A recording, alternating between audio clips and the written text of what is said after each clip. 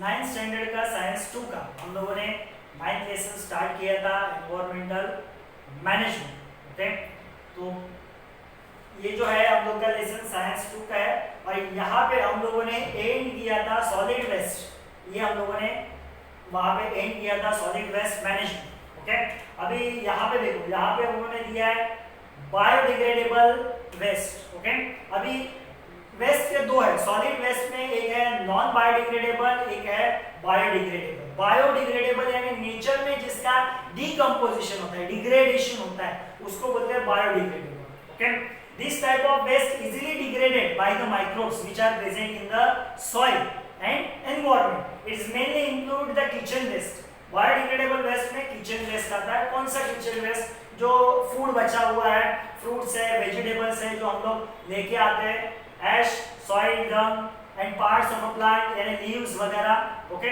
या फिर प्लांट के ब्रांचेस, ये सब आता है बायोडिग्रेडेबल वेस्ट में, जो इजीली डीकंपोज होते हैं, टाइम लेते हैं मगर डीकंपोज होते हैं। This waste mainly of organic type and is called as a wet solid waste और वेट गार्बेज। इनको क्या बोला जाता है?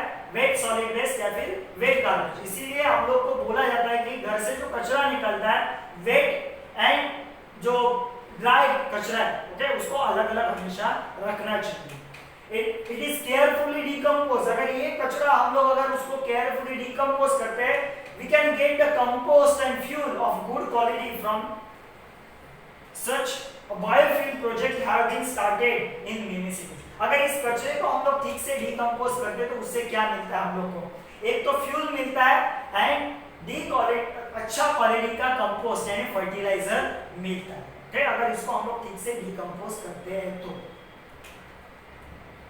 Non biodegradable waste, this type of waste not easily degraded because it requires a very long period of time, the use of various techniques. ये वाला जो कचरा है, जैसे प्लास्टिक्स है, ओके, या फिर मेटल के पार्ट्स है, ये सब, या फिर इलेक्ट्रॉनिक वेस्ट है, ये सब कचरा नेचर में डिग्रेड नहीं होता, डिकम्पोज नहीं होता।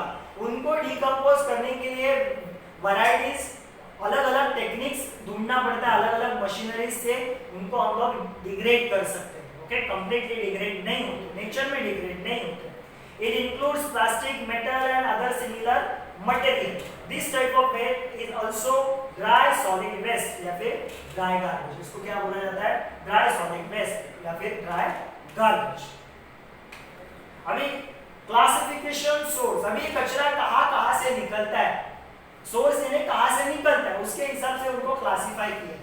ओके, तो फर्स्ट है डोमेस्टिक वेस्ट। डोमेस्टिक वेस्ट में क्या क्या आता है?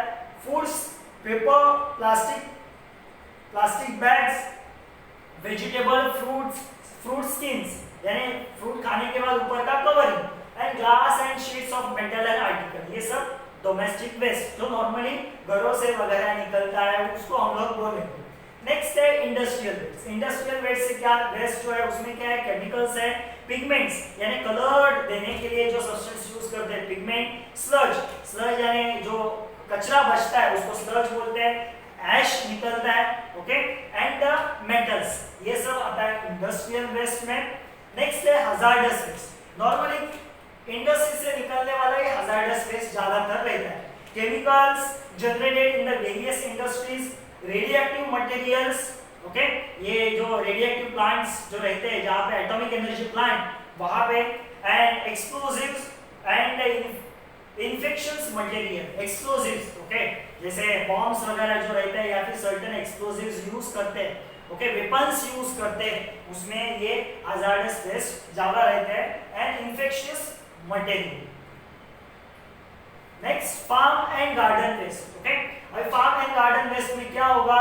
Leaves, flowers, branches of trees, crop residue like straw, animal urine, dung, pesticide, remains of various chemicals and fertiliser, ये सब आता है फार्म या फिर गार्डन वेस्ट में। ये नॉर्मली फर्टिलाइजर वगैरह हम लोग फार्म में यूज करते हैं या फिर गार्डन में यूज करते हैं। नेक्स्ट है इलेक्ट्रॉनिक वेस्ट, जो बहुत ही ज्यादा अभी हजार्डस वेस्ट हुआ है और जिसका अमाउंट ज्यादा बढ़ रहा है। Non functional TV sets, all phones, cell phones, music system, computers and their parts, okay, तो ये सब इलेक्ट्रॉनिक वेस्ट में आता है। नेक्स्ट है बायोमेडिकल वेस्ट, जो निकलता है medicals, pathology labs and hospitals से क्या क्या आता है? बैंडेज आता है, dressing, gloves, needles, saline bottles, medicine bottles, test tubes, okay.